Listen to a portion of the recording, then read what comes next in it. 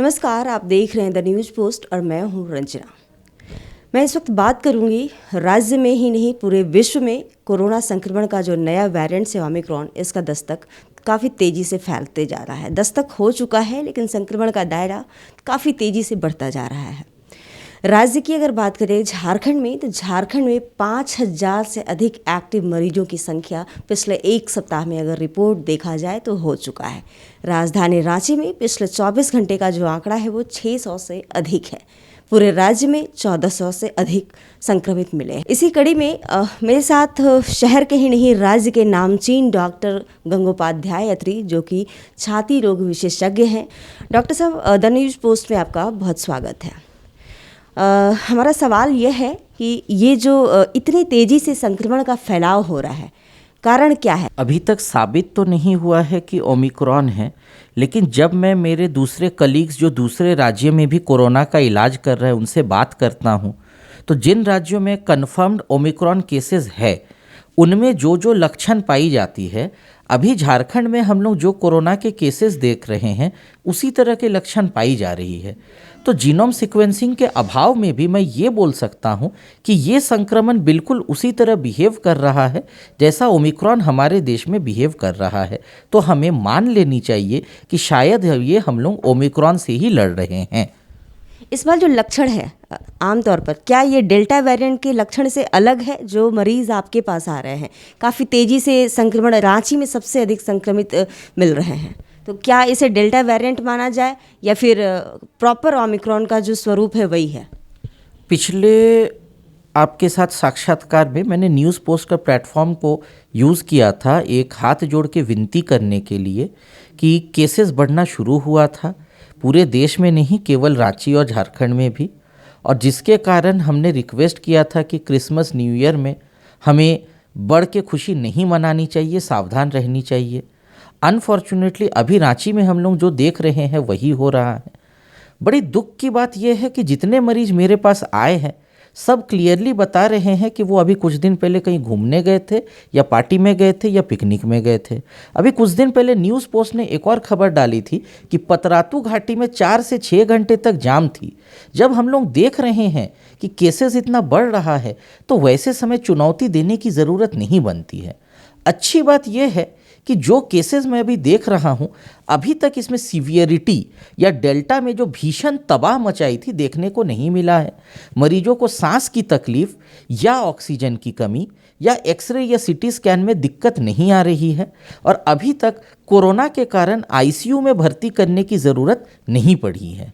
इस बार की जो दवाइयाँ हैं, जैसे पिछले बार में रेमडेसिविर काफ़ी महंगी दवाइयाँ थीं और भी कई दवाइयों का उपयोग किया जा रहा था, लोग स्टेरॉयड ले रहे थे, तो क्या इस बार का जो दवाई है वो कैसा है? काफ़ी इजीली सुलभ है वो बाज़ार में, या फिर सरकारी अस्पतालों को इजीली वो मिल रहा है, या लोगों में पैनिक ना हो इसके लिए आप बताएं कि कौन सी दवाई, अगर किसी को होता भी है, लोग सर्दी खांसी भी मान ले रहे हैं।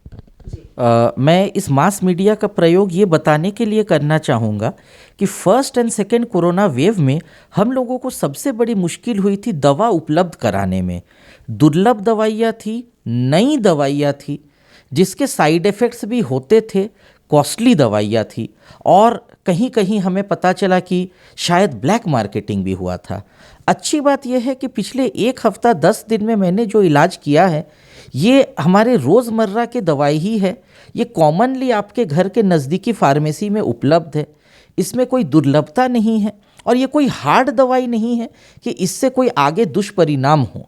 तो मरीज या उनके घर वाले ये दवा सुरक्षा के साथ ले सकते हैं, आराम से ले सकते हैं, और सबसे अच्छी बात सस्ते में ले सकते हैं। तो सरकार को ये दवा सबके लिए मुहैया कराने में भी बजट में परेशानी नहीं होगी। और क्या क्या आप सुझाव देंगे? वैसे बस उन दवाइयों का आप नाम बता सकते हैं जो लोगों को हमारे खबर के माध्यम से फ़ायदा मिले? पहली बात, कभी भी मैं रिक्वेस्ट करूंगा कि सेल्फ उपचार ना करिएगा। बीमार पड़ने से क्वालिफाइड चिकित्सक से सलाह लीजिएगा। लेकिन हाँ, जो दवाइयों का प्रयोग मैंने किया है, इस कोविड में सबसे परेशान लोग गला खिचखिच या खांसीते होते हैं, जिसके लिए मैंने एक मोंटेलुकास नाम की दवा का प्रयोग किया है। दूसरे बात, क्योंकि संक्रमण या इन्फेक्शन जो वायरल होता है वो बहुत तेज़ी से बैक्टीरियल में बदल सकता है, तो बैक्टीरियल एंटीबायोटिक सेफेलोस्पोरिन फैमिली का मैंने इस्तेमाल किया है। उसके अलावा कमज़ोरी, थकान के लिए मैंने मल्टीविटामिन मल्टी मिनरल सप्लीमेंट का इस्तेमाल किया है। और बुखार तथा बदन दर्द, सर दर्द के लिए मैंने पैरासीटामोल दवा का इस्तेमाल किया है। ये सब दवाएं आपके घर के आसपास फार्मेसी में मिल सकती हैं और ये सब दवाएं बिना साइड इफ़ेक्ट्स वाली दवा होती है, जो लेने से दुष्परिणाम नहीं होते हैं। इसमें छोटे बच्चे को इफ़ेक्ट ये कर रहा है या नहीं कर रहा है? ये जो इस बार का संक्रमण है, जैसे पिछली दूसरी तीसरी ये तीसरी लहर की दस्तक हो चुकी है, इसमें छोटे बच्चों को क्या हो रहा है? आपने एक बहुत अच्छा बात बोला कि हाँ, हम सबको मान लेना चाहिए कि ये तीसरे लहर की दस्तक हो चुकी है। अभी तक जो केसेस हो रहे हैं, एक परिवार के सब लोग संक्रमित हो रहे हैं। यानी परिवार में अगर छोटा बच्चा है तो वो बख्श नहीं जा रहा है। एक परिवार में जितने लोग हैं सब के सब संक्रमित हो रही है, तो बच्चों को भी हो रहा है। लेकिन हाँ, जिस तरह बड़ों में भी ये माइल्ड है, बच्चों में भी अभी तक हमने माइल्ड ही देखा है।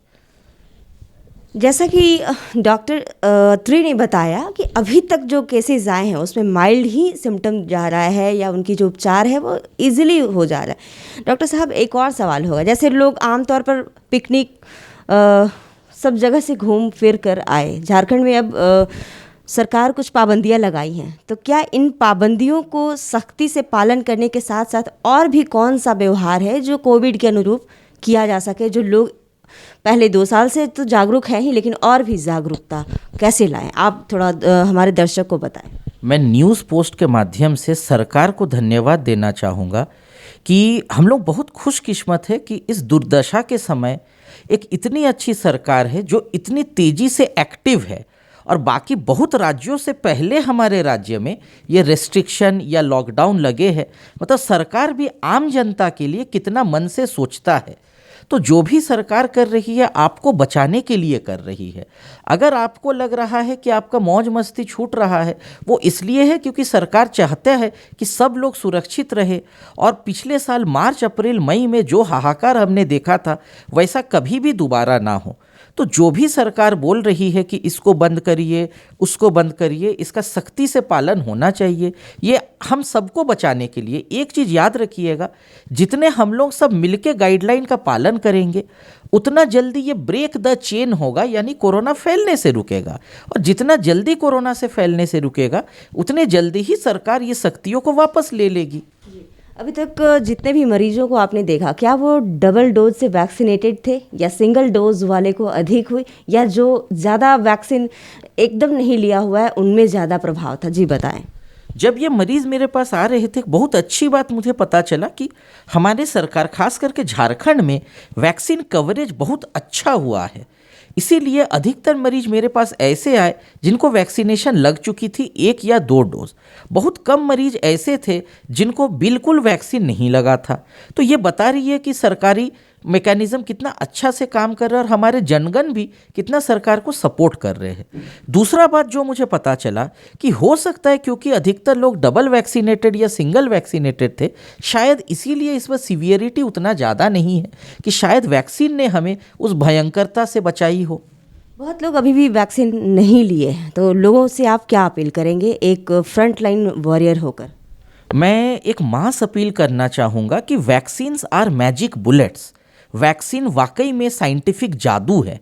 वैक्सीन लेकर आप केवल अपने आप को नहीं बचाते हैं, आपके द्वारा फैलने की क्षमता को भी कम करके आप इस बीमारी को उखाड़ने में मदद कर रहे हैं। तो जब भी आप वैक्सीन ले रहे हैं, आप केवल अपने परिवार का नहीं, आप समाज का मदद कर रहे हैं। आप केवल स्टैटिस्टिक्स को नहीं, आप सब कुछ को सुधार रहे हैं। बूस्टर डोज के बारे में क्या कहेंगे? जैसे कि आप इलाज कर रहे हैं तो 60+ वाले लोग अधिक आ रहे होंगे आमतौर पर, तो क्या बूस्टर डोज का जो समय है वो ओवर हो रहा है? तो जिन लोगों को बूस्टर डोज लगनी चाहिए अब उसका बारी आ गया है, क्या राज्य में ये लोगों को लगना चाहिए या नहीं लगना चाहिए? किसी भी वैक्सीन में एक समय के बाद बूस्टर डोज की ज़रूरत पड़ती है। अभी जैसे मुझे पता चला कि जो हमारा सबसे बड़ा अस्पताल है रिम्स, वहाँ भी कुछ चिकित्सक पॉजिटिव आए हैं। तो ये सही समय है health workers, front line law and order workers, जो लोग खाना पहुँचाते हैं, फूड डिलीवरी पीपल, इन लोगों को बूस्टर लगाने का। उसके साथ जो लोग बुज़ुर्ग हैं, पहले से कई बीमारियों से ग्रसित है, उनको बूस्टर लगाने का ये सही समय है। इसका भी काम ज़ोर शोर से होना चाहिए। शुक्रिया। जैसा कि डॉक्टर अत्री ने कहा कि बूस्टर डोज लेने का वक्त आ चुका है।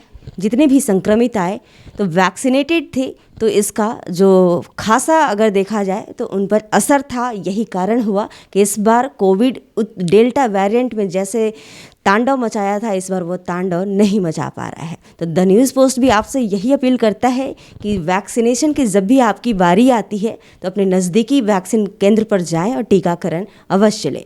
लेकिन इस महामारी संक्रमण का जो अभी दौर चल रहा है वो काफ़ी तेज़ी से चल रहा है, चाहे वो हॉस्पिटल में हो या पुलिसकर्मी हो। राज्य का फिलहाल अगर कहा जाए तो कोई भी ऐसा विभाग नहीं बचा है अभी भी कि वहाँ संक्रमण का लहर जो है नहीं पहुंचा है। हर विभाग में देखा जाए तो संक्रमित लोग हो रहे हैं। राज्य सरकार भी पाबंदियां लगा दी हैं। इसलिए द न्यूज़ पोस्ट भी आपसे यही अपील करता है कि कोविड एप्रोप्रिएट बिहेवियर को जारी रखें, तभी इस महामारी से बचा जा सकता है। सहयोगी संतोष कुमार के साथ रंजना कुमारी, द न्यूज़ पोस्ट, रांची।